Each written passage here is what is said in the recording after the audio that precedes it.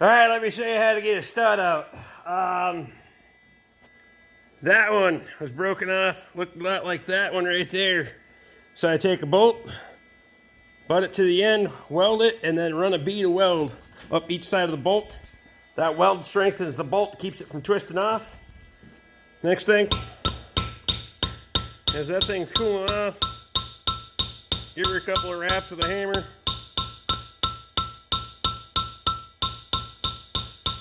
Let her cool for a hot second. Battery died.